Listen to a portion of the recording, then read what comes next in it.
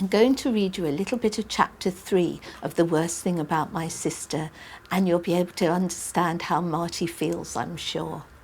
When Saturday morning came, I burrowed down under my red and white check duvet and Wilma Whale. When I was simply roasting, I scribbled red crayon across my cheeks. Then I went padding into Mum and Dad's bedroom. "Mum, Dad, I don't feel very well," I said in a sad, croaking voice. "Stop trying it on, Martina," said Mum without even opening her eyes. "I'm not trying it on, I'm ill. Look, I'm all flushed." Mum opened one eye and groaned. "What have you done? It's going to take hours rubbing that red stuff off your face." "It's not red stuff, it's me. I've got a terrible fever. Feel my forehead. And I'm shaking too, see?" I said, quivering piteously. "Come here and have a cuddle before you keel over," Dad said, reaching out an arm. I snuggled into bed between them, though Mum made me lie on my back so my cheeks wouldn't rub off on their pillows. "You really don't want to go to this wretched party, do you, Curly Knob?" said Dad, patting my head. "It will be torture from beginning to end," I declared dramatically, which made him chuckle. "Especially if I have to wear that blue monstrosity," I added. Hey, no need to be cheeky now. Your mum spent ages making that dress, sewing till her hands are sore," said Dad. "I didn't ask her to," I said. "I can't wait to see you in it," said Dad. "So you can have a good laugh," I mumbled. "The laugh will be on you, Martina, because you're going to look lovely," said Mum. "Now, if you're staying in this bed, settle down and keep quiet while we all have a little doze."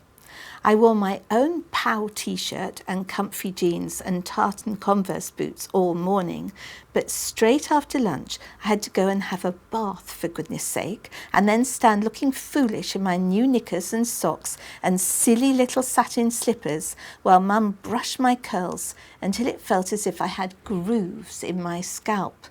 She wanted to stick a blue ribbon in my hair, but thank goodness my curls were so springy it kept falling out, so she gave up on that idea.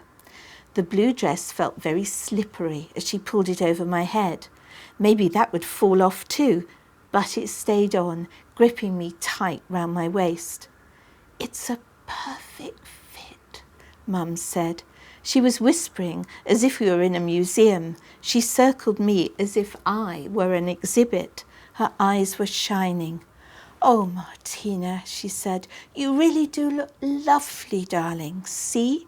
She took me gently by my blue silk shoulders and steered me in front of the mirror. I looked terrible. I didn't look like me anymore. I turned into some simpering, soft, ultra-girly girl in the most elaborately awful, silly, frilly dress. I looked like the crinoline lady in my great-grand's bathroom who keeps a spare toilet roll under her skirt. "I can't go looking like this. They'll all laugh at me," I said.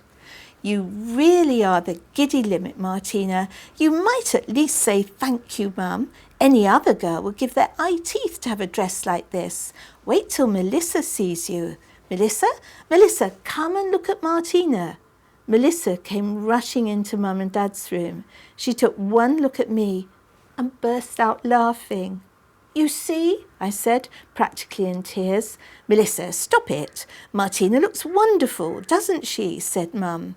Melissa fell on the bed and rolled around, snorting with laughter. "Shut up! I hate you," I said furiously. "Will you stop that silly sniggering at once, Melissa? I don't know what's got into you," said Mum. "And Martina, I've told you before, you don't hate anyone, especially not your sister."